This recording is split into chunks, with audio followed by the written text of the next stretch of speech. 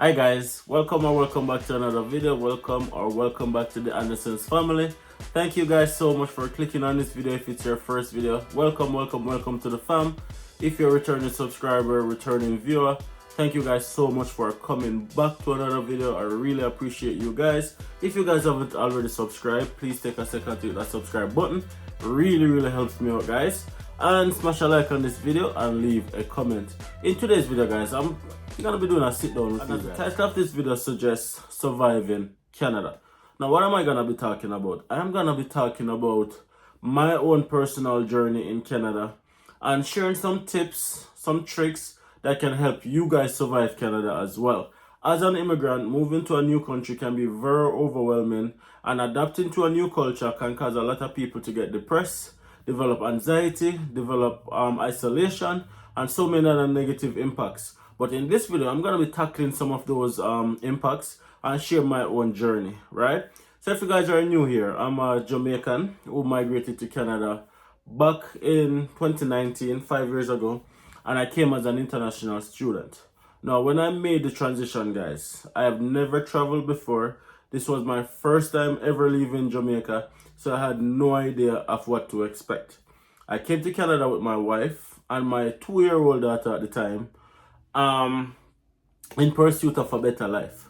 Now, what we were sold at that point in time is that Canada is the land of opportunity, and you can definitely create a better future for yourself and your family by moving to Canada. So we wanted to give our daughter more opportunities in life, so that's why we decided to make the transition ultimately.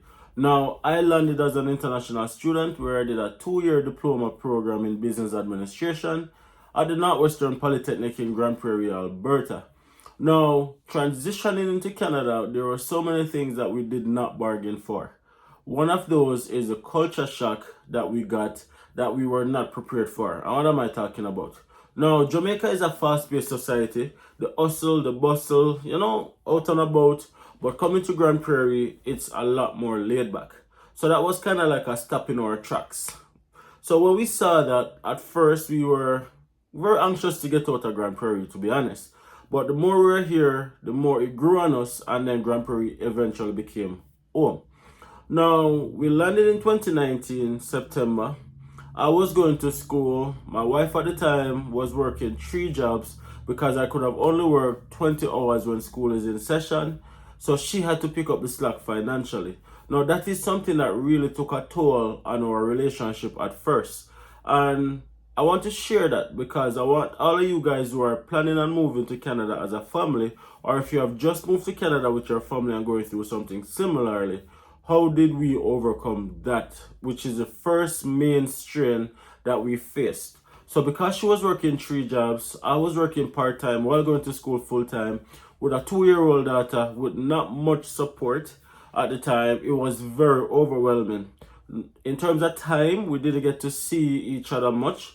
In terms of finance, we really and truly didn't have much financial backing or much financial leverage because we were literally living paycheck to paycheck at that point in time because we had a lot of bills, we had school fees to pay, we were paying rent. There's so many things that we had to be doing that we didn't really factor in, right? So it caused a significant strain on our relationship at first. At first, we could have felt like the distance getting bigger and bigger between us. Now, how did we mitigate that? The first thing we did was to identify it, and then we started making intentional effort to connect with each other. So be it probably 30 minutes a day or probably 1 hour a day, whatever time we get to really connect, we really took that opportunity because we didn't want to end up in a situation where we're just working, going to school, and allow that distance to get bigger and bigger. So we made an intentional decision to spend a little bit of time together, irrespective of how late, irrespective of how short that time is, but just some time that we can get together and say, how was your day? What's going on? How do you feel? We can share your feelings and stuff like that. So that in terms of in Canada, what I didn't know about is the fact that when you come to Canada, you're gonna have to work more than you've ever worked in your entire life. Now, that caught us by surprise, right? Because we thought that when we came off the plane, it would have been milk and honey. But honestly speaking, Canada is what you make it. And just like anywhere else in the world, if you don't work, you don't get paid. And if you don't work and don't get paid, mean that you're gonna run out of money, you're gonna starve, you're gonna broke, and all of these things. And we were encountering a lot of those things, so we were pretty much have to be going to work, grinding, grinding, grinding. And at the time, most of Nat's work was per hour salary and not like a base salary. So if she didn't go to work, she didn't get paid, right? So that was one of the biggest things that we had to overcome in our earlier years of surviving Canada. Now, the other thing that we had to overcome is something that people don't speak about a lot, and is the mental aspect of migrating. When you migrate to a new country, you're pretty much starting over from scratch. You're pretty much starting over from zero. And mentally, a lot of persons can't really do that.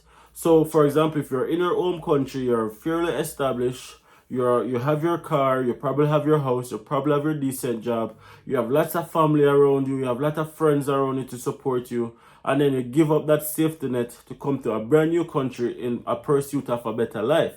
Now, in giving up all of those aspect of your safety net, you come to a new country. One, you are not where most of your family are. Most of us, some of us do have family, but here in Canada, but for the vast majority, there's no family. So you come to a new environment where there's no family members. You don't have any friends yet. You're probably by yourself or just your immediate family members. So that mentally takes a lot of it makes a lot of impact on an individual because they feel isolated. They start feeling feelings of loneliness that they've never encountered before back in their home country, and just a feeling of just total isolation. And mentally, that is a significant thing to think about. The other thing that people don't really talk about is the aspect of starting over. Now, you have established yourself in your home country, you have passed the worst, and then you come to a country now where you have to be taking the bus again after you've probably been driving for years in your home country. You're gonna be taking an entry-level job probably after you have passed those stage years ago in your home country. So a lot of persons mentally, that is very impactful on their mind, their mental health, and a lot of those times people feel like they've made a mistake, right? So in surviving Canada and understanding what comes with Canada, you have to look on all the aspects, and then once you're mentally prepared for it, then you can definitely overcome it. So what we did was we understood what our purpose was, what our mission, what our vision was for migrating, and that was what brought us through those times. Because when we just came, we were taking the bus just like many of you guys. My wife had to be working as a janitor at 3 different places. I had to be working a part-time job, not being able to financially provide for my family like I was used to doing back in Jamaica. So now only working 20 hours, my pay was really peanuts. And as a man, mentally that took a toll on me, and it's going to be taking a toll on a lot of you guys watching this right now, because we see our responsibility as being providers for our family. So that really and truly, that mental aspect of it is really a lot to get over as well. So my wife was working as a janitor, something she never thought she would have had to do coming to Canada. As I said, we saw Canada as the land of opportunity, the land of milk and honey, right? So getting over the social aspect of starting over from scratch, taking entry-level job, whatever you can get, taking the bus again, walking everywhere again, all of the mental aspect, not having enough family and friends close to you, where you literally by yourself or by your family members alone, that is hard.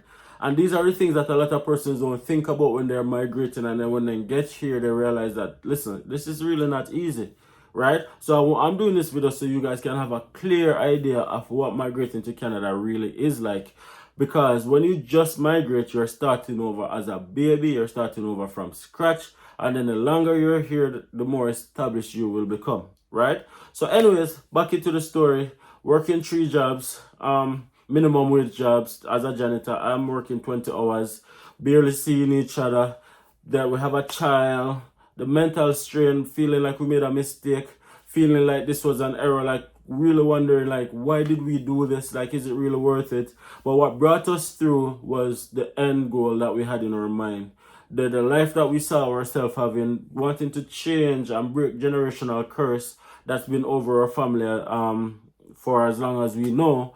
And if we didn't do this, then we're just gonna continue the cycle of poverty for many of us, and just not giving our kids more opportunities than what we have had. So we decided to just suffer through it temporarily in order to create a better future for our family. Now, landing September 2019, going to college, I did only one semester in person, and then everything else was pretty much remote because of COVID-19. Now, in January 2020 or February 2020, thereabout, the entire world shut down because of COVID-19. And that was literally being here September, October, November, 5 months being here. And then guess what, guys? Nurse got laid off from her job. My wife got laid off from all of our jobs, and I was only working part-time. Now, this is a story that we don't always share, because we don't always try to dwell on the negative. We try to dwell on the positive. But my wife got laid off from 3 or 4 jobs, and she's home for the better part of probably 8 months throughout the duration of COVID. I am working part-time, and we don't even know how we were able to survive those times. The government ended up giving some money, CERB, as it's called. Many of you guys, if you know, you know. Smash a like on the video if you got some CERB. And that was what we were using to carry us through. So CERB, if you guys know CERB, is really government assisting the public who are not able to work because their companies are forced to shut down. Not working in a casino. Nobody's going to casino in COVID-19. Remember, all the movie theaters, all the casinos, all of these places had to be closed down. All the gyms, the hotels weren't making any money, so they didn't need housekeeping, all of these things, so she was home. So the government gave you some money, which is really a fraction of what she used to earn. And we have bills, we have rent, we have all of these things to deal with on a part-time salary. And then that's another mental aspect that we had to deal with, that we had to overcome. And sitting here talking to you guys right now, I can't even tell you exactly how we overcame it, but we just kept resolute. We just kept in the fight and know that things are going to be okay. So if you are here now and you're going through your first semester, or you're just completing your first year of college, or whatever the case may be thankful that there's not a COVID-19 that is going to affect your income, that's going to affect your studies. So the point I'm trying to make is it could have been worse, right?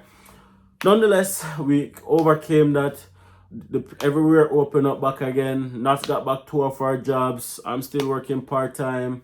And then the place shut down again. Not lose our job again. And then dealing with these psychological issues in terms of all the things that you have to deal with when you lose a job. And then going back on government assistance. And then me as a man not being able to work to provide for my family as the way I want to do it. It's really strenuous on the brain. It's really strenuous, and it creates a lot of stress. And a lot of these stress cause families to break up after migrating. So a lot of times you guys might see people come to Canada as a family, and after being here shortly after they separate. These are the reasons, because of the stress that comes with as a new immigrant. The stress that you have to face as a new immigrant. You can't even see each other. You don't know how things are gonna go, and then when you try things, always just happen to just keep setting you back, right? Anyways, we kept pushing through. We kept pushing through, and then everywhere opened up back again, and then I was able to get a different job, and then we started to somewhat level off, at which point now I am approaching the ending of my studies. And then once I ended my studies, then I started working full-time. And then that was where things changed for us, because what we had to do throughout those earlier years, and we don't often share this, is the fact that we were really cash strapped. We're living literally paycheck to paycheck. We're borrowing loans to pay for things, and then trying to pay back loan, and then struggling with loan, and then developing bad credit, and then trying to fix your credit, and then all of these things while trying to live, right? So a lot of times people try to create a facade of what migrating looks like. But let me tell you guys this, it's not easy. It's not easy. And there's no right way or wrong way to do it. You just have to do what's best for you and your family. And just know that in the end, things will work out. Do things back way. A good friend of mine say reverse engineering. Reverse engineer the process and know that things are going to work out, right? Those are some big things that we have to deal with. And even though you guys don't have to deal with that COVID-19 as a new immigrant right now, hopefully it stays the same. There are still challenges, as I mentioned, starting over, being away from your friends and family. Oftentimes, people migrate by themselves. They go to cities that they don't know anyone. They don't have any family. They are isolated. They're in a basement apartment, or they're in a one-bedroom studio, and then they don't know where to go. They don't know what to do, and it's almost like confinement and just outside their comfort zone. Is it really worth it? That's the part that I want to get to. The answer is yes. And you survive Canada by pushing through that dry phase, because once you push through that dry phase, you start developing new relationships, you start developing new friendships, you start understanding this culture and the system better, so you start becoming more integral and integrate better. So now, once you started as an entry level, you're probably doing the job long enough now, you have gotten promotion, you're now probably even a supervisor or a manager, or who knows, you probably get a job within the field that you wanted. So you're now in a better position financially that you can start doing things on your terms. So in other words, the longer you are here, the easier it becomes. Now, one advice I would give to any new immigrant outside of what I'm speaking about is always make your immigration your number one priority. Your immigration status, if you're here as a temporary resident, becoming a permanent resident is your number one priority, nothing else. What I see happens a lot of times is temporary residents get comfortable. They end up getting a job, and because they might feel like they get a good job, they stay in that job and they're stuck in that job, even though that job will not help with your PR, that employer will not support you on your immigration journey. And oftentimes it's in cities that there's no PR opportunities. So you're looking at instant gratification. You're looking at the fact that you're getting a decent salary, or the fact that it's probably a good title. And you can tell your friends that, hey, I'm this, or hey, I'm that. However, in the grand scheme of things, it's really a deterrent towards your immigration status. So my advice to any temporary resident watching this right now is to make your immigration status your number one priority. If it means that you have to do an entry-level job that will get you that PR status, that's what you should be doing, and nothing else, right? You can always elevate after the fact. You can always look for the job that you want after the fact. You can always go to the city that you want after the fact, but don't do things back way, right? Don't do things back way. Don't do things in the sense that you're committing to an employer as a temporary resident who is not there for you, who is not going to support your immigration journey, and you're in a province, you're in a province, you're in a city that there's often little or no PR opportunities, but because it's glamorous, because you're getting a decent salary, you allow yourself to get comfortable. But bear in mind that time is passing. So my advice to you guys is to definitely make your immigration status, becoming a permanent resident, your main priority. So as soon as you land, if it's an international student, if it's a temporary worker, listen, you do not have as much time as you think you do. So you might be on 2-year work permit. Might be on a 3-year PGWP. You might be on a 1-year study permit. The fact that as soon as you land in this country and you get that piece of paper that gives you that temporary status, you should be looking into ways to get permanent residency as soon as possible, right? One of the things that we didn't do, and you guys might have noticed this,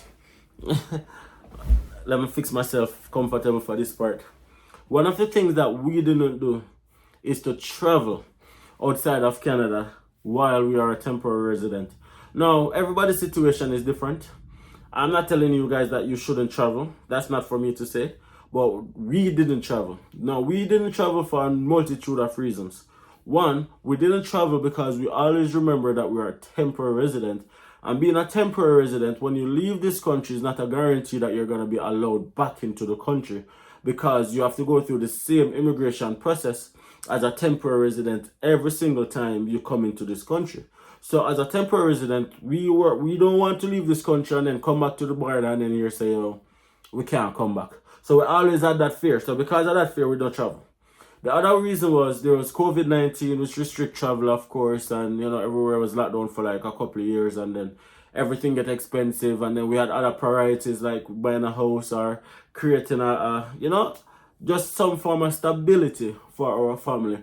And traveling would have taken away from that, but everybody have different priorities. I'm just sharing our one story. And the other reason why we didn't travel is because as a temporary resident, when you travel, or even as a permanent resident, when you travel, it takes off the time that you need to be in a country for citizenship. And our goal is straight to citizenship, and we don't want anything to prevent or to delay that. So we don't want to have to minus or subtract anything. We just want to go full through the process, get to our citizenship, get to our passport, and then we can do whatever we want to do. Now, do I suggest that you guys do it that way? Probably a bit extreme if I'm being honest, but it depends on your priorities, what's important to you. And for us, what's important to us was remaining in Canada firstly as a temporary resident, and secondly, to get citizenship as quickly as possible. Those are our priorities, and we never forget the reason why we migrated: to give our family a better chance of life, right? So to survive Canada, you have to make sure that you have the right mindset. Have the right mindset to know that, okay, short-term pain, long-term gain. Also, make your immigration status your main priority. Know that it's not going to be easy. It's not going to be easy, but we don't look for what's easy. We look for what's possible. Is it possible? Yes. Somebody reached out to me the other day and they asked me a very interesting question, and I think I'm going to share it with you guys. So this person reached out to me. They're from Ghana. They say, hey, I've been recently approved for my study permit to study in Canada, but I have family members who are in Canada for 30 odd years, some of them born there, and they're all discouraging me from moving to Canada. They say that Canada is hard.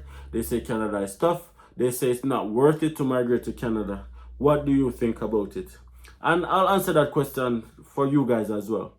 Now, first things first, I always tell people that Canada is not perfect. There's no perfect society on this earth. But what I can do is to tell you guys the truth that Canada does have a lot of opportunities that doesn't exist in many other countries. Now, what you do with those opportunities is really dependent on your go-getting skills, your mindset, determine if you succeed or if you don't succeed. But as an individual, I believe that Canada is one of the best countries to live in. It's a very good country for quality of life, regardless of what anybody else might say. And also, the amount of opportunities that exist is a lot more than what exists in many other countries. Healthcare is definitely one of the best in the world. Now, before you guys come to me and tell me that, hey, Canada healthcare is in shambles, yada, yada, yada, yada. Nats and I was having a conversation about this the other day as well. And let me just break it down for you guys a little bit. Okay then. What is most persons' concern with the healthcare system? Oh, there's not enough doctors. Oh, there's long wait times. Admittedly, you are right. There's long wait times in many hospitals, and it takes a long time to find a family doctor. Now, are there walk-in clinics? Absolutely. Compare Canada to Jamaica. Are there walk-in clinics? Yes. Okay, you go to a walk-in clinic in Jamaica, if you don't have your L card, you're gonna pay. You go to a walk-in clinic in Alberta, everything is free just the same. The only thing is you don't have a family doctor, but access to healthcare is always there and always present. And that's just the truth. A lot of times people come and they forget where they're coming from, and then they try to find things to complain about. But let me tell you this, access to healthcare is very present. And if you have any serious illness in Canada, as a citizen, not as a citizen, as a resident with a provincial health card, everything is free, with exception to cosmetology surgery like your BBLs and stuff like that. But any serious illness you have, you don't have to be doing GoFundMe to get money to pay for any surgery, to do any of that. That don't exist in Canada as a resident.